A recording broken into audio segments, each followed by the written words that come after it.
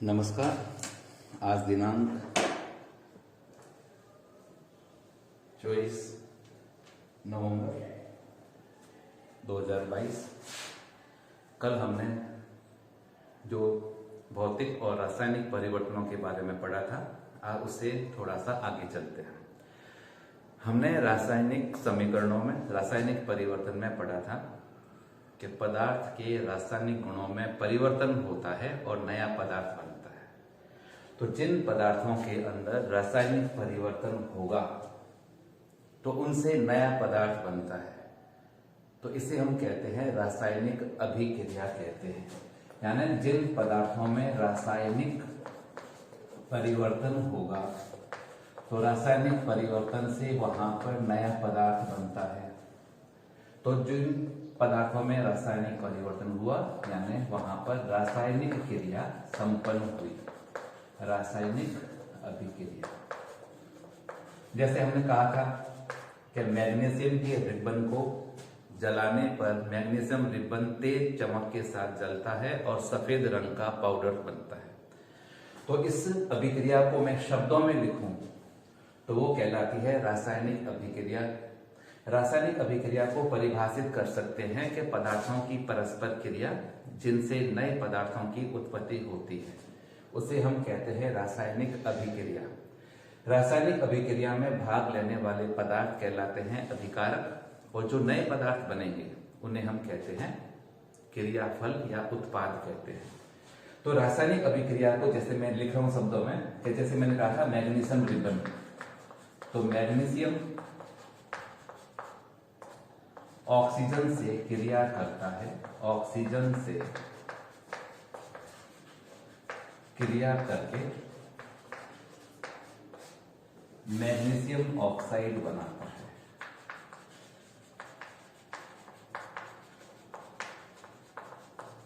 तो जो रासायनिक अभिक्रिया है, इस रासायनिक अभिक्रिया को मैंने शब्दों के अंदर लिख दिया, तो यह एक रासायनिक अभिक्रिया हो गई। ठीक है। तो रासायनिक अभिक्रिया में हमने पूरी की पूरी जो रासायनिक परिवर्तन के अंदर परिवर्तन आए थे उनको हमने यहाँ पर लिख दिया है कि मैग्नीशियम ऑक्सीजन से क्रिया करके मैग्नीशियम ऑक्साइड बनाता है। यह हमारी रासायनिक अभिक्रिया हुई। अब इस रासायनिक अभिक्रिया को इन शब्दों में लिखते हैं, तो शब्दों में लिखने से हमें दिक्कत होती है, बहुत लंबा लंबा लिखना पड़ता है। तो क्यों न इस रासायनिक अभिक्रिया को शॉर्ट रूप में, छोटे रूप में लिखा जाए। तो इस रासायनिक अभिक्रिया को छोटे शब्दों में, छोटे रूप में लिखने का जो प्रोसेस है उसे हम कहते हैं रासायनिक समीकरण कहते हैं। तो रासायनिक समीकरण के द्वारा हम रासायनिक अभिक्रिया को छोटे रूप में लिख सकते हैं। जैसे मैं बताऊं यहाँ पर कि यहाँ पर है मैग्नीशियम, तो हम लिख देते हैं यहाँ पर मैग्नीशियम किसके साथ में क्रिया करता है, तो यह ऑक्सीजन के साथ में, तो लिखेंगे ऑक्सीजन गैस इस क्या बनाता है, उत्पाद। कौन सा, मैग्नीशियम ऑक्साइड। तो यह हमारा रासायनिक समीकरण हो गया, मैग्नीशियम ऑक्साइड, जिसके अंदर क्रिया करने वाले पदार्थ और क्रियाफलों को हम शॉर्ट रूप में इस प्रकार से लिख सकते हैं। हमारे यहाँ पर जो पदार्थ आपस में क्रिया करते हैं, इन पदार्थों को कहा जाता है अभिकारक कहते हैं। ये हो जाएंगे अभिकारक, और जो नया पदार्थ बनता है इन्हें कहते हैं उत्पाद। और अगर अभिकारक एक से ज्यादा है तो इनके बीच में प्लस का निशान आ जाता है। प्लस यानी ये आपस में क्रिया करते हैं, और तीर का निशान इस बात को दर्शाता है कि अभिक्रिया किस डायरेक्शन में हो रही है। तो यहां पर मेरा यह बायां हाथ है, ये मेरा दायां हाथ है, तो लेफ्ट हैंड साइड LH यहां पर होता है अभिकारक, और राइट हैंड साइड में हमेशा लिखा जाता है उत्पाद। यह LHS left hand side, right hand side. कब लिखते समय मैं लिख रहा हूं कि ये मेरा बायां और ये मेरा दायां हाथ है, तो यहां पर तीर का निशान इस बात को इंडिकेट करता है। तो इस प्रकार से हम रासायनिक समीकरण लिख सकते हैं। तो प्रश्न आता है, क्या रासायनिक समीकरणों को इससे भी छोटे रूप में लिखा जा सकता है? तो बिल्कुल सही है, हम रासायनिक समीकरणों को इससे भी छोटे रूप में लिख सकते हैं। कैसे लिखते हैं? तो वह लिखते हैं हम लोग अणु सूत्रों के रूप में। जैसे मैग्नीशियम है तो मैग्नीशियम को लिखा जाता है Mg, ऑक्सीजन को लिखा जाता है O2 और तीर का निशान इंडिकेट करता है कि रासायनिक अभिक्रिया किस दिशा में हो रही है, तो यहाँ पर बनता है मैग्नीशियम ऑक्साइड। तो रासायनिक समीकरण के अंदर हम रासायनिक समीकरणों को प्रतीक या अणु सूत्रों के समूह के रूप में इस प्रकार से लिख सकते हैं। इस प्रकार से लिखने से हमें यह फायदा हो जाता है कि कितने उत्पाद और कितने यहाँ पर अभिकारक है। तो अभिकारक में परमाणुओं की संख्या कितनी है, उत्पादों के अंदर कितनी है, इसको हम आसानी से यहाँ पर बता सकते हैं। अब यहाँ पर जो रासायनिक समीकरण लिखा है, इस रासायनिक समीकरण को लिखने के पश्चात हमें इन्हें संतुलित करना पड़ता है, क्योंकि यहाँ पर द्रव्यमान के संरक्षण का जो नियम है उस नियम के अनुसार अभिकारक और उत्पाद इनका द्रव्यमान हमेशा समान होना चाहिए, यानी इनके अंदर पाए जाने वाले परमाणुओं की संख्या दोनों ओर बराबर होनी चाहिए। अब रासायनिक समीकरणों को संतुलित कैसे किया जाए, यह बात हमें सबसे पहले यहाँ पर समझनी पड़ेगी कि रासायनिक समीकरणों को किस प्रकार से संतुलित किया जाए। तो सबसे पहले तो हम इसी को संतुलित करने का प्रयास करेंगे। हमारी बुक में बहुत लंबा चौड़ा दिया हुआ है, मैं थोड़ा सा शॉर्ट में समझाने का प्रयास करता हूँ। जैसे यह अभिकारक है, यह उत्पाद है, हम लोग यहाँ पर लिख देते हैं कि कितने कितने परमाणु यहाँ पर है, तो ये मैग्नीशियम और ये ऑक्सीजन है। मैंने यहाँ पर ऑक्सीजन गैस नहीं लिखी है, ऑक्सीजन का प्रतीक लिखा है। ये मैग्नीशियम का प्रतीक है, ये ऑक्सीजन का। मैग्नीशियम के यहाँ पर कितने परमाणु हैं, 1। यहाँ पर ऑक्सीजन के कितने परमाणु हैं, 2। और उत्पादों के अंदर देखा जाए तो यहाँ पर मैग्नीशियम और ऑक्सीजन, मैग्नीशियम यहाँ पर 1 है, ऑक्सीजन भी यहाँ पर 1 है। तो जो सबसे पहले कमी आई है या अधिकता है उसको पूरी करने का प्रयास करेंगे। तो यहाँ पर ऑक्सीजन 2 है, अगर इसे हमें 2 करना है तो क्या करना पड़ेगा, इसके अंदर मल्टीप्लाई 2 करना पड़ेगा, तो यहाँ पर ऑक्सीजन 2 हो जाती है। तो मल्टीपल कैसे होगा, क्या जब हम संतुलित करने का प्रयास करते हैं तो अणु सूत्रों के अंदर कभी भी हेरफेर नहीं करना है कि मैं यहाँ पर लिख दूं O2, गलत हो जाएगा। MgO है, मैग्नीशियम की संयोजकता 2 है, ऑक्सीजन की 2 है, दोनों न्यूट्रलाइज हो गई तो MgO। तो यहाँ पर इसे संतुलित करना है तो मैं इसके आगे 2 लगाऊंगा यहाँ पर। इसका मतलब है कि 2 का गुणा मैग्नीशियम के परमाणु से भी हो रहा है, ऑक्सीजन के परमाणु के साथ भी हो रहा है। तो पहले ऑक्सीजन 1 था, अब 2 एकम 2 यानी ये 2 हो गया। तो यहाँ पर ऑक्सीजन तो संतुलित हो गई, लेकिन मैग्नीशियम के साथ में गड़बड़ हो गई कि मैग्नीशियम यहाँ पर 1 है लेकिन 2 से मल्टीप्लाई हो गया, तो यहाँ पर मैग्नीशियम के 2 परमाणु। अब इसको संतुलित करना है तो हम इसके आगे 2 लगा देंगे, ये भी 2 हो जाएगा, इसके आगे 2 लगा देंगे। तो समीकरण हमारा हो जाता है 2Mg + O2 = 2MgO, यानी मैग्नीशियम ऑक्साइड। इसी प्रकार से हम एक और उदाहरण लेते हैं, खूब सारे उदाहरण लेंगे हम यहाँ पर ताकि ये बात हमें अच्छी तरीके से समझ में आ जाए। एक उदाहरण है कैल्शियम कार्बोनेट, इसे कहते हैं चूने का पत्थर कहते हैं। इसके बारे में सबको जानकारी होगी क्योंकि हमने 9th क्लास में दुनिया भर के यहाँ पर अलग अलग प्रकार के परमाणु और अणु सूत्रों के बारे में पढ़ा था। तो यहाँ पर कैल्शियम कार्बोनेट है, इस कैल्शियम कार्बोनेट को जब गर्म करते हैं तो यहाँ पर बनता है कैल्शियम ऑक्साइड और बनती है कार्बन डाइऑक्साइड गैस। यह कैल्शियम ऑक्साइड है यानी चूना, बिना बुझा हुआ चूना, यह है कार्बन डाइऑक्साइड। अब देखो कि यहाँ पर कौन कौन से तत्व है, तो कैल्शियम है, कार्बन है और ऑक्सीजन है। कैल्शियम कितना है, 1, कार्बन 1, ऑक्सीजन कितने, O3 यानी 3। उत्पादों में देखो कि कैल्शियम है, कार्बन है और ऑक्सीजन है।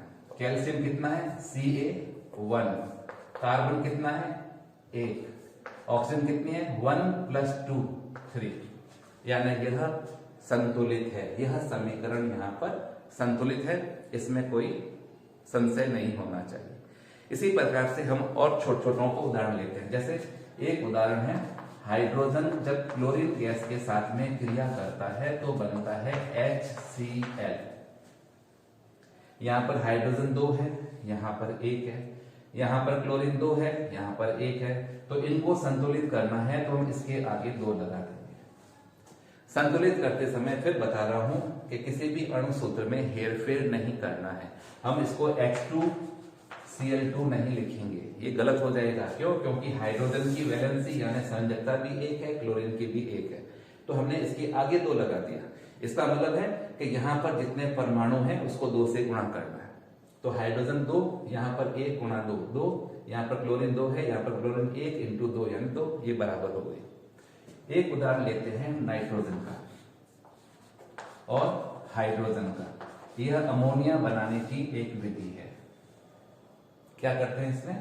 नाइट्रोजन और अमोनिया, पूरा का पूरा प्रोसेस है, उत्प्रेरक और निश्चित ताप और दाब के ऊपर ही अभिक्रिया होती है, तो बनता है अमोनिया NH3। यह अमोनिया गैस। यहाँ पर यानी अभिकारकों में नाइट्रोजन और हाइड्रोजन है। नाइट्रोजन है 2, सॉरी मैंने यहाँ पर एडवांस में लगा दिया था। नाइट्रोजन यहाँ पर 2 है और हाइड्रोजन भी यहाँ पर कितनी है? 2। यहाँ पर नाइट्रोजन 1 और हाइड्रोजन यहाँ पर 3 है। अब सबसे पहले तो हम यहाँ पर नाइट्रोजन को संतुलित करने का प्रयास करते हैं कि यहाँ पर नाइट्रोजन 2 है, यहाँ पर नाइट्रोजन को 2 करना है तो इसको 2 से मल्टीप्लाई करना पड़ेगा, यानी इसके आगे 2 लगाना पड़ेगा। जब हमने नाइट्रोजन के आगे यानी अमोनिया के आगे 2 लगाया तो ये नाइट्रोजन का 1 परमाणु इंटू 2 यानी कितने हो गए? 2 परमाणु। तो नाइट्रोजन हमारी यहाँ पर संतुलित हो गई। लेकिन हाइड्रोजन यहाँ पर कितनी है? हाइड्रोजन यहाँ पर है 2, यहाँ पर हाइड्रोजन थी 3 इंटू 2, कितनी हो गई? 6। अब इसको हमें यहाँ पर लिखूं मैं इंटू 2, यहाँ पर हो गई है 6। अब इस हाइड्रोजन को हमें 6 करना है तो कैसे करेंगे? इसको 3 से मल्टीप्लाई कर देंगे, तो यहाँ पर लिखेंगे 3, तो ये हो गया 6। Hydrogen 6, hydrogen 6। देखो N2 1 इंटू 2, 3 2 जा 6, 3 2 जा 6, यानी ये हमारी अब बैलेंस हो गई है। तो इस प्रकार से हम विभिन्न प्रकार के अणु सूत्रों को लेते हुए कर सकते हैं। एक उदाहरण यहाँ पर दिया हुआ है Fe यानी आयरन और आयरन की क्रिया जल के साथ में। जल समझते हो ना? जल क्या होता है? पानी, पीने का पानी। लेकिन जानते हो जल को हम अलग अलग कैटेगराइज कर सकते हैं। एक होता है सामान्य जल, एक होता है भारी जल। और भारी जल जो होता है वो होता है ड्यूटेरियम ऑक्साइड। उसका उपयोग नाभिकीय रिएक्टर्स यानी जो परमाणु भट्टियां होती है वहां पर शीतलक के रूप में उसका उपयोग किया जाता है। तो हम चलते हैं अगली अभिक्रिया पर। इस अभिक्रिया को हम देखते हैं। यहाँ पर आयरन है, जल है, यहाँ पर बनता है Fe3O4, यह आयरन ऑक्साइड है, और यहाँ पर हाइड्रोजन गैस यहाँ से रिलीज हो जाती है। यह जो समीकरण है, इस समीकरण को हम यहाँ पर करके देखने का प्रयास करते हैं। अब देखो, सबसे पहली बात कि यहाँ पर अगर हम देखें तो आयरन, हाइड्रोजन और ऑक्सीजन, ये 3 अलग अलग परमाणु हैं। यहां पर भी उसी प्रकार से H और O। अभी कारकों में F कितना है? 1, हाइड्रोजन होती है 2, ऑक्सीजन होती है 1। और यहां पर कितना है? आयरन 3 है, हाइड्रोजन 2 है, ऑक्सीजन यहां पर 4 है। तो सबसे पहले जो ज्यादा वेराइटी आई है वो आई है ऑक्सीजन के अंदर। तो हम ऑक्सीजन को सबसे पहले संतुलित करने का प्रयास करते हैं कि यहाँ पर ऑक्सीजन 1 है, यहाँ पर ऑक्सीजन 4 है, तो इस एक ऑक्सीजन को 4 में कन्वर्ट करना है तो क्या करना पड़ेगा? इसको 4 से मल्टीप्लाई करना पड़ेगा, तो इसके आगे लिखना पड़ेगा 4। तो ऑक्सीजन का 1 परमाणु इंटू 4 यानी यह ऑक्सीजन के परमाणु यहाँ पर हो गए 4, यहाँ पर भी है 4, यानी ऑक्सीजन संतुलित हो गई। अब देखो हाइड्रोजन को। हाइड्रोजन यहाँ पर कितनी है? 4 2 8 यानी 4 दूनी 8। यहाँ पर 2 थी, 4 से मल्टीप्लाई हुआ है तो ये हो गई कितनी? 8। और यहाँ पर हाइड्रोजन कितनी है? 2 ही है। इस 2 को 8 में कन्वर्ट करना है तो इसको 4 से मल्टीप्लाई कराएंगे तो ये 8 हो जाएगी, तो इसके आगे कितना आ जाएगा? 4। अब आगे देखो, आयरन यहाँ पर 1 है, यहाँ पर आयरन यानी लोहा 3 है, इसको 3 में कन्वर्ट करना है, 3 करना है तो इसके आगे 3 लगा देंगे। तो 3Fe plus 4H2O is equal to Fe3O4 plus 4H2। यह समीकरण अब संतुलित हो गया। समीकरण लिखने से हमारे समय के अंदर बचत होती है, फटाफट लिखा जा सकता है। इसको देखकर हम बता सकते हैं कि रासायनिक अभिक्रिया क्या थी। और हमें ये पता ही है कि बाएं हाथ की तरफ क्रिया कारक रखते हैं अभिकारक, और दाएं हाथ की तरफ क्रियाफल होते हैं यानी उत्पाद होते हैं। अब इस रासायनिक अभिक्रिया को देखने के पश्चात हमें इस बात का आभास नहीं होता है कि कौन सा पदार्थ यहाँ पर ठोस है, किस अवस्था में है, इनका रंग कैसा है, तो इनके बारे में हमें जानकारी नहीं होती है। तो वैज्ञानिकों ने क्या किया कि रासायनिक समीकरणों को लिखते समय उनके आगे जो पदार्थ है उस पदार्थ के आगे उसकी अवस्था को लिखने के लिए, अवस्था को बताने के लिए वहां पर कुछ साइन बनाए।